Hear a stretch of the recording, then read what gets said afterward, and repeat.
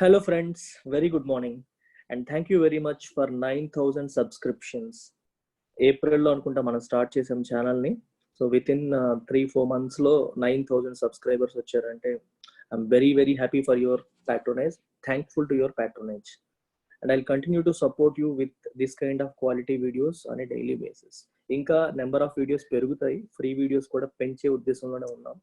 So we're upgrading different facilities right now. Thank you very much. So our flagship course, UPSC Infinity, it's a prelims cum mains plus interview course.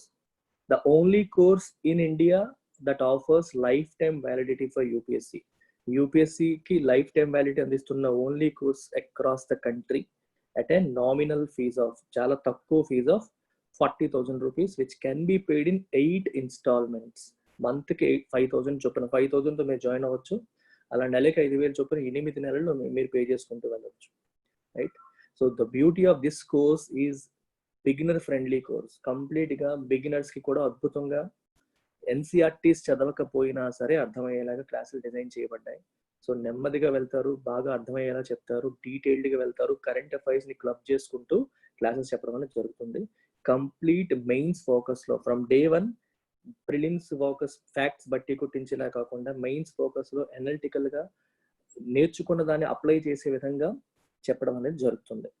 And another beauty ఏంటంటే మీకు APPSC and TSPSC aspirants యూపీఎస్సీతో పాటు groups రాయాలనుకునే వాళ్ళకి ఒక అద్భుతమైన అవకాశం. You don't need to go to any other place for groups. So ఏపీపీఎస్సీకి టీఎస్పీఎస్సీకి కావాల్సిన అడిషనల్ సిలబస్ కూడా ఇదే కోర్సులో భాగంగా కవర్ చేయడం అనేది జరుగుతుంది. సిమిలర్ గా బ్యాంక్ ఎగ్జామ్స్ రాయాలా, సిజిఎల్ రాయాలనుకునే వాళ్ళు యూపీఎస్సీతో పాటు, so your main objective UPSC ఉంటూ వేరే ఎగ్జామ్స్ రాయాలి అన్నప్పటికీ అనుకున్నా సరే మీరు వేరే చోటికి వెళ్లాల్సిన అవసరం లేకుండా మన కోర్సులోనే భాగంగా కవర్ అయిపోతాయి. That's the beauty of this particular UPSC infinity. And 40,000 fee ఏదైతే ఉందో that is valid only till 15th August. So only 5 days మిగిలాయి. Today 11th, 12th, 13th, 14th, 15th, only 5 days మిగిలాయి. ఈ 5 days లో మీరు 5,000 కట్టి జాయిన్ అయిపోతే you will have this access. 40,000 కి మీకు యూపీఎస్సీ ఇన్ఫినిటీ వస్తుంది లైఫ్ టైం వ్యాలిడిటీతో పాటు.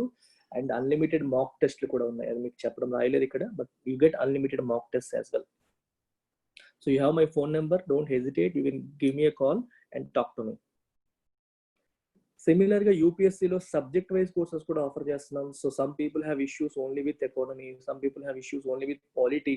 సో అలా ఒక సింగిల్ సబ్జెక్ట్ లో మీకు ఏమైనా ఇబ్బందికరంగా ఉంటే you can again take that course. 7,000 rupees ఫీజుతో మీకు వస్తుంది.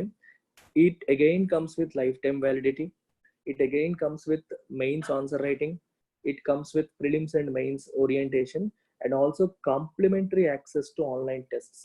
యూపీఎస్సీ కండక్ట్ చేసే టెస్ట్ కి కూడా నేను కాంప్లిమెంటరీ యాక్సెస్ ఇస్తున్నాను. సింగిల్ కోర్స్ లో జాయిన్ అయ్యే వాళ్ళకు కూడా you get access to online test.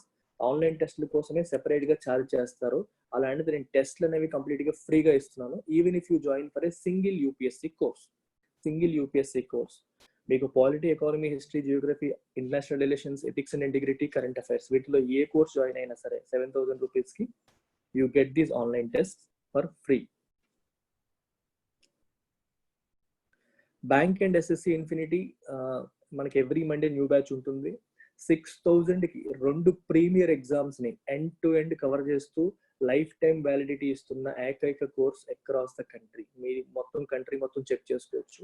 No one is giving this way.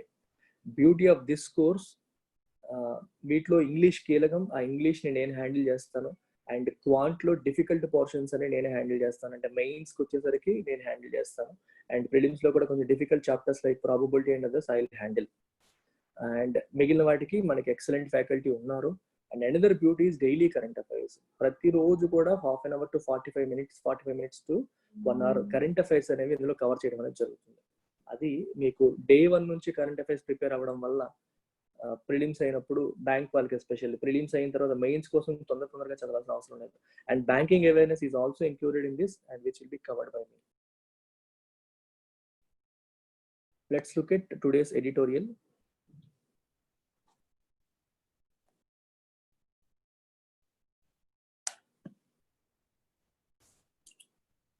So today's editorial talks about hospital fire accidents.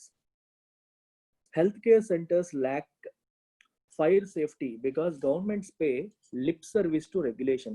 So beautiful idiom వాడారు ఇక్కడ దీని అర్థం ఏంటి,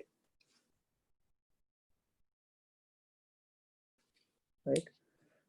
Healthcare centers lack fire safety because governments pay lip service to regulation. What is the meaning of this? Pay lip service to something. If you pay lip service to something, that means you say you approve it, you say it is important, but you don't do anything to implement it. And regulation important, regulation undali and government antundi, కానీ దాన్ని strict గా implement చేయడానికి, regulation ఉండేలా చేయడానికి ఎటువంటి actions తీసుకోరు.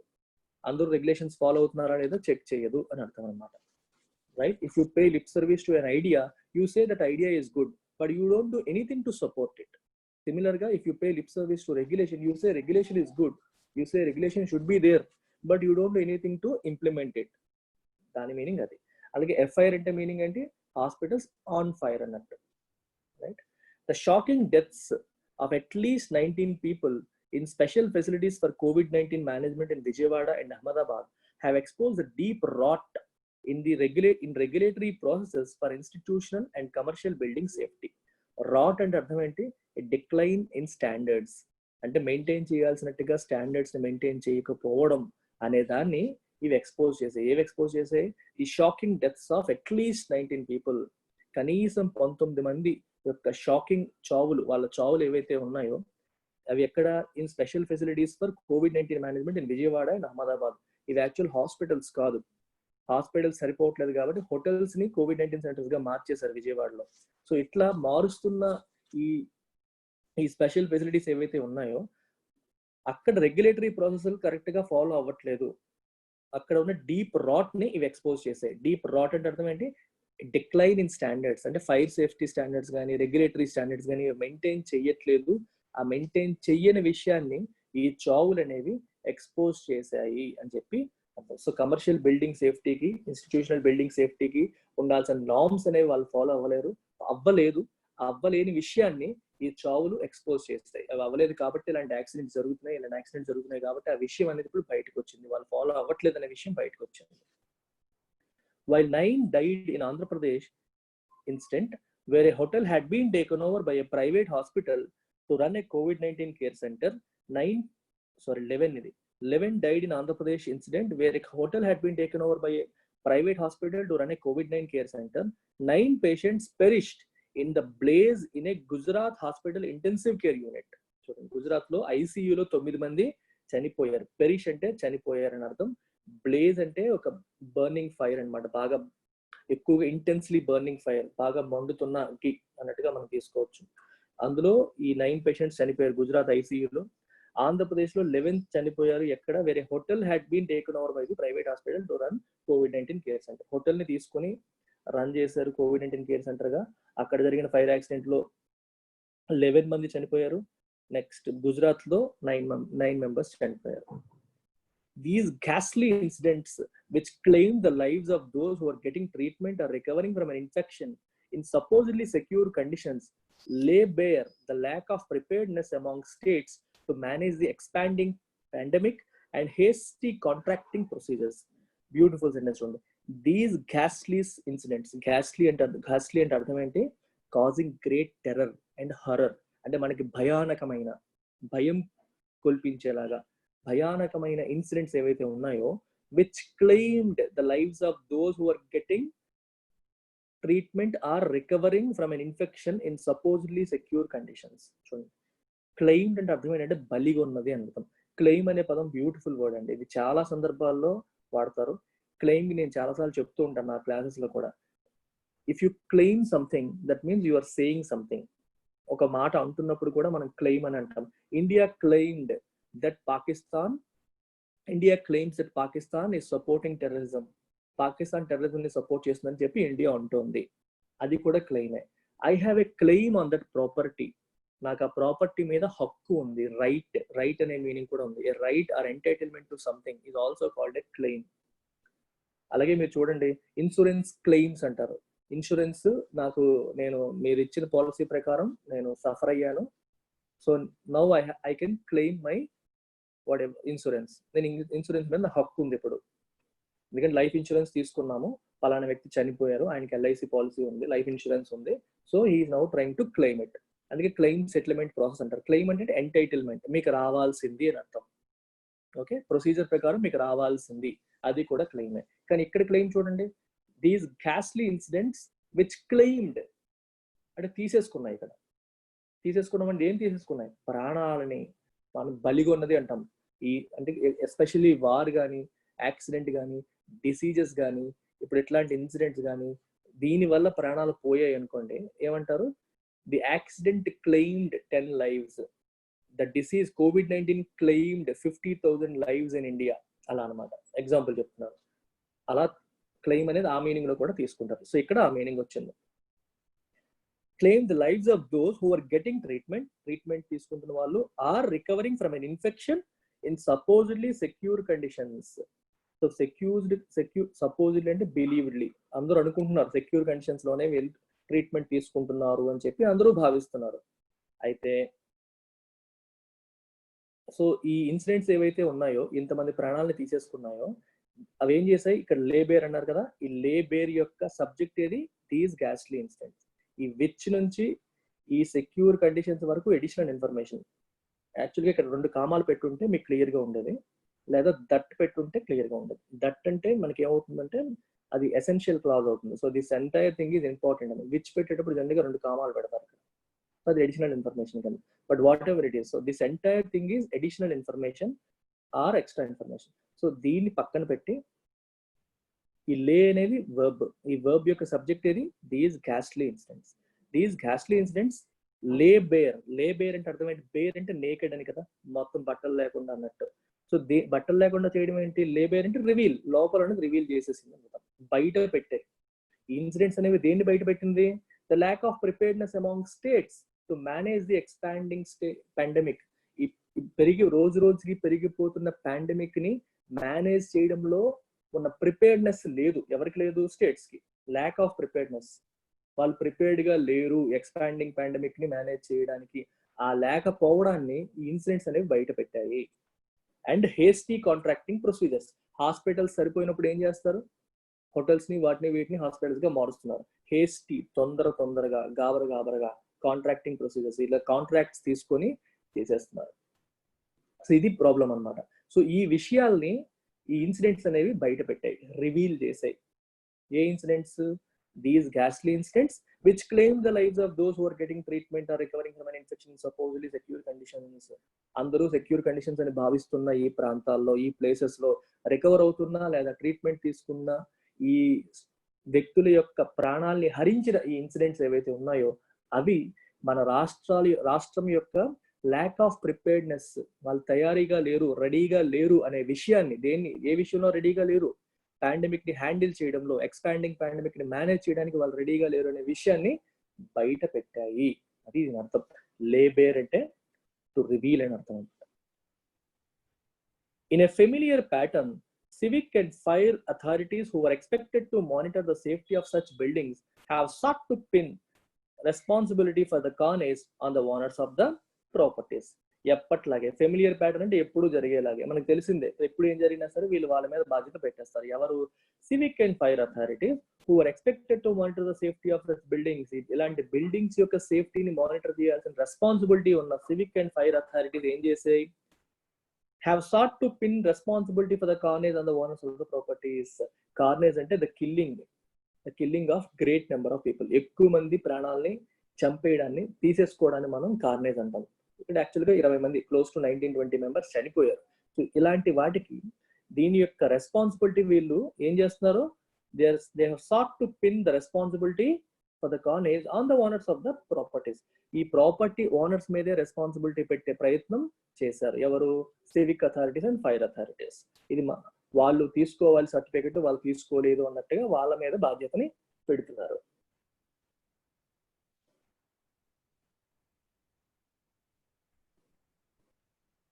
They are being held responsible for failure to obtain a no objection certificate, or in the case of hotel turned COVID-19 care center, carrying out electrical upgrades for safety.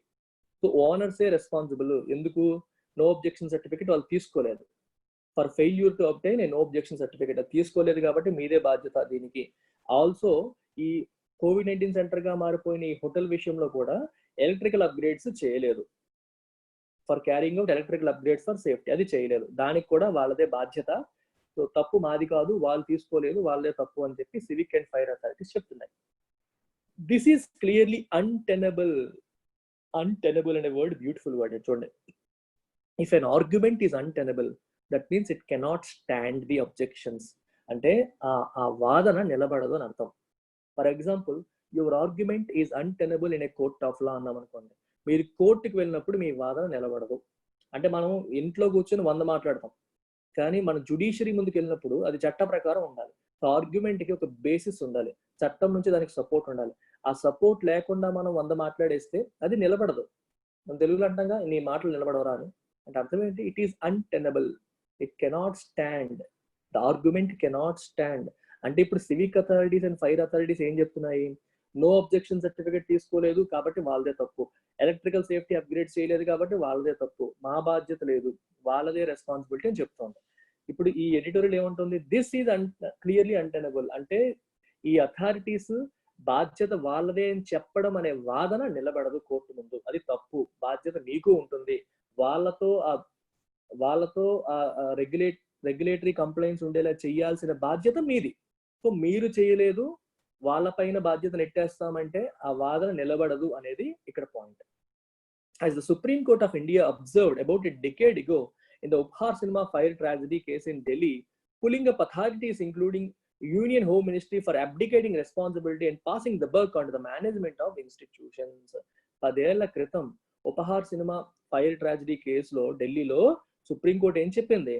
It pulled up the authorities. Pull up అంటే అర్థం ఏంటంటే రిప్రమైండ్, అంటే పిలిచి వాతలు పెట్టడం, అంటే తిట్టడం in the sense మీరు తప్పు చేశారు, to hold someone responsible, to say that you have done something wrong. If you pull up someone that means you say that they have done something wrong, మీరు తప్పు చేశారు అని చెప్పి ఎవరిని? అథారిటీస్ ని, ఇంక్లూడింగ్ యూనియన్ హోమ్ మినిస్ట్రీని కూడా. Union home ministry మరియు fire authorities కి కూడా మొట్టికాయ వేసింది అన్నట్టుగా చెప్పొచ్చు. పుల్అప్ కి చాలా మీనింగ్స్ ఉంటాయి. If a car pulls up that means it stops, ఆపడం. ఓకే, పుల్ సంథింగ్ అప్ అంటే తీసుకోవడం, తీసి పెట్టడం, ఆ మీనింగ్ కూడా ఉంటుంది. కానీ ఇక్కడ మీనింగ్ ఏంటి? పుల్అప్ అంటే టు పుల్అప్ సమ్వన్ అంటే వాళ్ళని రిప్రమైండ్ చేయడం, వాళ్ళని రిబ్యూక్ చేయడం, లేదా to say that they have done something wrong, మీరు తప్పు చేశారు అని చెప్పి వాళ్ళకి చెప్పడం. సో ఇక్కడ సుప్రీం కోర్ట్ ఏమంటుంది? తప్పు మీదే, అథారిటీస్ అంటుంది, ఇంక్లూడింగ్ యూనియన్ హోమ్ మినిస్ట్రీ. ఎందుకు అంటుంది? For abdicating responsibility. అబ్డికేట్ అంటే to failure to fulfil a responsibility. Abdicate అంటే ఫెయిల్యూర్ టు ఫుల్ఫిల్. 2 మీనింగ్స్ ఉన్నాయి అబ్డికేట్ కి. To renounce a responsibility or a crown. For example, రాజుగారు ఉన్నారు, రాజుగారికి కొడుకు ఉంటాడు. కొడుకుకి నాకు కిరీటం వద్దు నాన్న, నేను థ్రోన్ తీసుకోను, నాకు అది వద్దు, వేరే వాళ్ళకి ఇచ్చేయండి అని వదిలేసాడు అనుకోండి, దట్ ఈస్ అగైన్ అబ్డికేషన్. రినౌన్సింగ్ అంటాం, గివ్ అప్ అనమాట, ఆ మీనింగ్ ఉంది. ఇంకో మీనింగ్ ఏంటంటే failure to fulfil your responsibility. నీ బాధ్యతను నిర్వర్తించడంలో ఫెయిల్ అవ్వడానికి కూడా అబ్డికేటింగ్ అంటాం. ఇక్కడ ఏం రాశారు?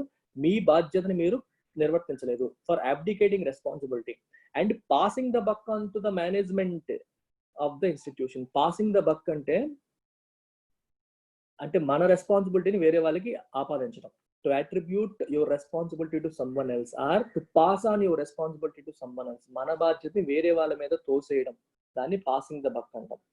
Okay right. సో ఈ 2 కారణాలకి, ఈ 2 తప్పులు అని చెబుతూ సుప్రీం కోర్ట్ ఆఫ్ ఇండియా చెప్పింది. ఇప్పుడు కూడా ఇవే అథారిటీస్ ఏమంటున్నాయి? They are trying to pass the buck on to the management. ఈ రెస్పాన్సిబిలిటీ మాది కాదు, రెస్పాన్సిబిలిటీ మీదే, బాధ్యత మీదే అని చెప్పి వాళ్ళపైకి నెట్టేసే ప్రయత్నం జరుగుతుంది. వాళ్ళ తప్పు ఉండొచ్చు, కాదనట్లేదు, కానీ మీది కూడా you are also equally responsible అనేది వాదన ఇక్కడ. సో వాళ్ళదే తప్పు అనే ఆర్గ్యుమెంట్ ఏదైతే ఉందో దట్ ఈస్ అన్టెనబుల్. ఎందుకంటే సుప్రీం కోర్ట్ ఇంతకుముందు క్లియర్ గా చెప్పింది. ఇన్ అహ్మదాబాద్ ఐసీయూ బ్లేజ్ అంటే ఇందాకే చెప్పాను, ఒక హ్యూజ్ బర్నింగ్ ఆఫ్ ఫైర్ అన్నమాట, burning fire. Patients expected the institution to offer the highest levels of safety. ICU అంటేనే ఇంటెన్సివ్ కేర్ యూనిట్ కాబట్టి హైయెస్ట్ లెవెల్స్ ఆఫ్ సేఫ్టీ ఉండాలని అందరూ ఎక్స్పెక్ట్ చేస్తారు. బట్ సఫర్డ్, కానీ సఫర్ అయ్యారు. ఎందుకు? As it was ill equipped to fight a fire. కానీ ICU అనేది ఫైర్ ని హ్యాండిల్ చేసేలాగా లేదు, అందువల్ల సఫర్ అవ్వాల్సి వచ్చింది. Safety regulation of buildings used for healthcare delivery is a subset of the overall need to regulate hospitals, and states should use the recent deadly fires as occasion to launch much delayed reform. Okay, healthcare facilities delivery కోసం వాడే buildings యొక్క safety regulation అనేది it is a subset of overall need to regulate hospitals regulate చేయాల్సిన అవసరం ఎంతైనా ఉంది, reforms తీసుకురావాల్సిన అవసరం ఎంతైనా ఉంది. దీంట్లో ఒక భాగమే safety regulations of buildings used for health care. అంటే ఓవరాల్ గా రెగ్యులేషన్ కావాలి, హాస్పిటల్కి చాలా మార్పులు తీసుకురావాలి. అందులో ఒక భాగం ఏంటి, బిల్డింగ్ యొక్క సేఫ్టీ రెగ్యులేషన్స్ కూడా. స్టేట్స్ అనేవి, రాష్ట్రాలు అనేవి ఇప్పటికన్నా ఈ డెడ్లీ ఫైర్స్ ఒక రీజన్ కింద తీసుకుని, ఒక అకేషన్, ఒక సందర్భంగా తీసుకుని ఈ డిలేడ్ రిఫార్మ్స్ ఎప్పటి నుంచో తీసుకొని సంస్కరణను ఇప్పుడు తీసుకురావాలి అని చెప్పి అంటున్నారు. In the absence of safety systems many died of fire and smoke inhalation while those who survived had nothing but luck to count on. ఇలాంటి సేఫ్టీ సిస్టమ్స్ లేకపోవడం వల్ల ఎంతో మంది ఈ ఫైర్ మరియు స్మోక్ ఇన్హలేషన్ వల్ల చనిపోయారు, అగ్ని వల్ల మరియు ఈ పొగ పీల్చేయడం వల్ల చనిపోయారు. అండ్ దోస్ హూ సర్వైవ్డ్, ఎవరైతే బతికి బట్టకట్టారో they had nothing but luck to count on. అది కేవలం అదృష్టం వల్లే, అదృష్టం వల్ల అదృష్టవశాత్తు బయటికి బట్టకట్టారు తప్పితే వాళ్ళు సేఫ్టీ ప్రికాషన్స్ ఉన్నాయి, సేఫ్టీ సిస్టమ్స్ ఉండడం వల్ల వాళ్ళు బతకలేదు అనేది అంటున్నారు. So nothing but luck to count on అంటే డిపెండ్ ఆన్, ఆ అదృష్టమే వాళ్ళని కాపాడింది అని అర్థం. This situation cannot be allowed to continue. ఈ సిచ్యువేషన్ ఇలాగే వదిలేయకూడదు, ఇది ఇలాగే కంటిన్యూ అయ్యేలాగా ఉంచకూడదు, దీన్ని మార్చాలి. The national building code of India with additional safety provisions for hospitals is the basis for hospital accreditation systems, but these should be made mandatory and enforced in all states. So the National Building Code of India with additional fire safety provision for hospitals, ఇది basis అన్నమాట. National building code of India అనేది hospitals కి additional fire safety provisions ఉంటాయి. Normal buildings కి వేరు, hospitals కి additional fire safety provisions ఉంటాయి. ఈ కోడ్ ఏదైతే ఉందో is the basis for hospital accreditation systems. Accreditation అంటే అర్థం ఏంటి, official recognition that someone is doing something. మనకి చూడండి, గవర్నమెంట్ ఇంజనీరింగ్ కాలేజెస్ కి కానీ హాస్పిటల్స్ కానీ అక్రెడిటేషన్ చేస్తారు. ఎక్స్టర్నల్ ఏజెన్సీస్ వచ్చి వీళ్ళు ప్రాసెస్ అన్ని ఫాలో అవుతున్నారా లేదా, మనం గవర్నమెంట్ చెప్పే ప్రకారం ఫాలో అవుతున్నారా లేదా, రెగ్యులేషన్స్ అన్ని ఫాలో అవుతున్నారా లేదా చెక్ చేసి అక్రెడిటేషన్ ఇస్తారు, ఫాలో అవుతున్నారు లేదా లేదు అని చెప్పి ఒక సర్టిఫికేట్ ఇచ్చి వెళ్తారు. So that is an official recognition by the government. So ఇవన్నీ కూడా ఇది బేసిస్ అనమాట ఈ సిస్టమ్ కి. కానీ ఇవి these should be made mandatory and enforced in all states. మ్యాండేటరీగా వాటిని ఇంప్లిమెంట్ చేయాలి, అన్ని స్టేట్స్ లో కూడా ఎన్ఫోర్స్ చేయాలి, ఇంప్లిమెంట్ చేయాలి అంటున్నారు. If smoke alarms and sprinkler systems along with local fire fighting aids are available, loss of life can be eliminated. Smoke రాగానే అలా మోగేటట్టుగా స్మోక్ అలార్మ్స్ ఉండాలి. స్ప్రింక్లర్ సిస్టమ్స్ అంటే వాటర్ స్ప్రింకిల్ చేస్తాం కదా, పైపులతో మొత్తం స్ప్రే చేస్తారు కదా, వాటర్ స్ప్రేయర్స్ అంటాం. ఈ స్ప్రింక్లర్ సిస్టమ్స్ అనేవి రెడీగా ఉండాలి. Along with local fire fighting AIDS, fire ని ఫైట్ చేయడానికి అవసరమైన ఎయిడ్స్ అంటే సహాయానికి అందులో సహాయపడే రకరకాల వస్తువులు, సిస్టమ్స్ కూడా అవైలబుల్ గా ఉంటే loss of life can be eliminated. ఈ చావులు మనం చూసే వాళ్ళం కాదు, లాస్ ఆఫ్ లైఫ్ అనేది ఎలిమినేట్ చేయగలిగే వాళ్ళం, కొంతమంది అన్న బ్రతికే వాళ్ళు. All patients should also be covered by substantial life insurance. Patients అందరినీ కూడా లైఫ్ ఇన్సూరెన్స్ తో కవర్ చేయాలి, ఎందుకంటే వాళ్ళు జబ్బుతో కాకుండా రెండు యాక్సిడెంట్ వల్ల చనిపోతున్నారు. Evacuation systems for ICU patients need to be part of the building design. ICU patients ఇలాంటి ఫైర్ వచ్చినప్పుడు వాళ్ళని ఎలా ఎవాక్యుయేట్ చేస్తామో దానికి సెపరేట్ గా ఏమైనా ఉంటుందా, ఇట్లాంటి వాటిని కూడా బిల్డింగ్ డిజైన్ లో భాగం చేయాలి. కొత్తగా హాస్పిటల్ కట్టేటప్పుడు ఐసీయూ నుంచి ఎవాక్యుయేషన్ ఎలా జరగాలి అనే విషయంలో కూడా కేర్ తీసుకోవాలి. And that should be part of the building design. Often hospital buildings are regularised for unapproved constructions by state governments acting thoughtlessly. చూడండి, చాలా సార్లు తరచుగా హాస్పిటల్ బిల్డింగ్స్ అనేవి రెగ్యులరైజ్ చేస్తున్నారు for unapproved constructions by state governments acting thoughtlessly. ఆలోచన లేకుండా act చేస్తున్న state governments ఏం చేస్తున్నాయి, అప్రూవల్ లేని కన్స్ట్రక్షన్స్ ని కూడా యాక్సెప్ట్ చేస్తున్నాయి, రెగ్యులరైజ్ చేసేస్తున్నాయి చాలా సార్లు. ఇది తప్పు కదా. Schemes introduce to regularize building violations are clearly anti social in character. ఇలాంటి అన్అప్రూవ్డ్ కన్స్ట్రక్షన్స్ ని కూడా అప్రూవ్ చేయడానికి గవర్నమెంటే స్కీమ్స్ తీసుకొస్తుంది, వీటిని రెగ్యులరైజ్ చేసేస్తుంది. ఇలా చేసేవన్నీ కూడా యాంటీ సోషల్, అది సమాజానికి వ్యతిరేకం. They are anti social in character, అది సొసైటీకి సమాజానికి వ్యతిరేకంగా ఉన్నాయి అటువంటి యాక్షన్స్, అవి కరెక్ట్ కాదు అని చెప్తున్నారు. The many fires in institutional buildings and their terrible toll should lead to a full inspection of all such facilities for safety with civil society keeping up the pressure on governments to act.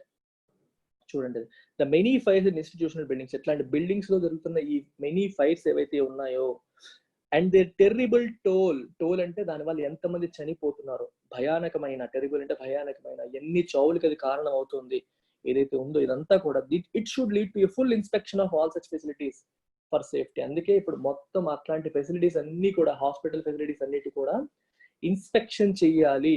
At least incidents వల్ల అయినా సరే government మారాలి, inspection చెయ్యాలి. ఎందుకోసం? For safety ఉందా లేదా అని చెప్పి, సేఫ్టీ ప్రికాషన్స్ వాళ్ళు తీసుకుంటున్నారా లేదని చెప్పి చెక్ చేయాలి, ఇన్స్పెక్షన్ చేయాలి. And with civil society keeping up the pressure on governments to act. And ప్రజలు కూడా, సొసైటీ కూడా, సమాజం కూడా గవర్నమెంట్ పట్ల ప్రెషర్ పెట్టాలి, ఈ విషయంలో యాక్షన్ తీసుకునేలాగా ప్రజలు ప్రభుత్వం మీద ప్రెషర్ పెట్టాలి, సొసైటీ అనేది, సమాజం అనేది ప్రభుత్వం మీద ప్రెషర్ పెట్టాలి అని చెప్పి అంటున్నారు. రైట్, ఇప్పుడు మీరు అబ్జర్వ్ చేస్తే ఫస్ట్ పారాగ్రాఫ్ అంతా కూడా ఇన్సిడెంట్స్ ఏం జరిగాయి, ఎలా జరిగాయి, కారణాలు ఏంటి అనే విషయం మీద నడిచింది. సో ఎప్పుడు కూడా గుర్తుపెట్టుకోండి, 2 పారాగ్రాఫ్స్ ఇస్తారు కదా ఇలాంటి ఎడిటోరియల్స్ లో, ఎప్పుడైనా సరే ఎస్ఏ కన్స్ట్రక్షన్ ఎలా ఉంటుందంటే, it is divided into several paragraphs and each paragraph runs అనే సింగిల్ థ్రెడ్, ఒక థ్రెడ్ గాని ఒక థీమ్ గాని ఉంటుంది, ఆ థీమ్ చుట్టూ నడుస్తూ ఉంటుంది.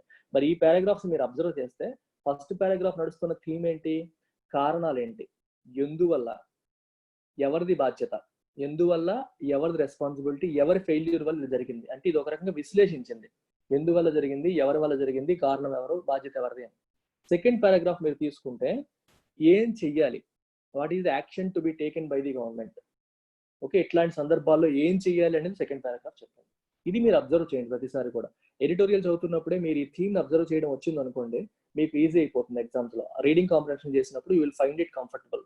అండ్ మీ మైండ్ చదువుతున్నప్పుడే దాని చుట్టూ తిరగాలి, ఏంటి థీమ్ ఇక్కడ, ఏంటి కామన్ సమ్మరీ ఏంటి, ఆ సింగిల్ థ్రెడ్ ఏంటి, దేని గురించి ఇదంతా అల్లుకుంది, ఈ స్టోరీ అంతా అల్లారు, దేన్ని పట్టుకొని అల్లారు అనే విషయం మీరు ఐడెంటిఫై చేయాలి. ఓకేనా? Okay, so English course 2000 rupees offer చేస్తున్నాం, ఇది 3000 చేస్తున్నాను అతి త్వరలో. This fees is going to revise to 3000 rupees. So join అవ్వాలనుకునే వాళ్ళందరూ ఇప్పుడే జాయిన్ అయిపోవచ్చు. Life time validity course. So మీరు బేసిక్ గ్రామర్ నుంచి అడ్వాన్స్డ్ వొకాబులరీ వరకు చాలా నేర్చుకుంటారు. ప్లస్ కాంపిటేటివ్ ఎగ్జామ్స్ కి అవసరమైన డిఫరెంట్ మోడల్స్ కవర్ చేస్తారు. And you get access to complimentary access to unlimited mock test on the app. Reasoning, arithmetic, English, bank exams, SSC, CGL exams, full length mock test, sectional mock test. You get access to full test series free of cost with this. ఈ course తీసుకుంటే course తో పాటు మీకు test series అనేది నేను ఫ్రీగా ఇస్తున్నాను. So you have that number, madam number అన్న కాల్ చేయండి, లేదా నా నెంబర్ కన్నా కాల్ చేయండి and join this course. So this is my number and my phone pay and Google pay number. ఎవరైనా జాయిన్ అవ్వాలనుకుంటే ఈ నెంబర్ కి మీరు ఫోన్ పే గూగుల్ పే చేసి అదే నెంబర్ కి నాకు వాట్సాప్ లో మీ ట్రాన్సాక్షన్ రిసీట్ పంపాలి. So support the organization like you have been doing till now. So like చేయండి, మీ ఫ్రెండ్స్ తో షేర్ చేయండి అండ్ సబ్స్క్రైబ్ చేసుకోండి. Thank you very much.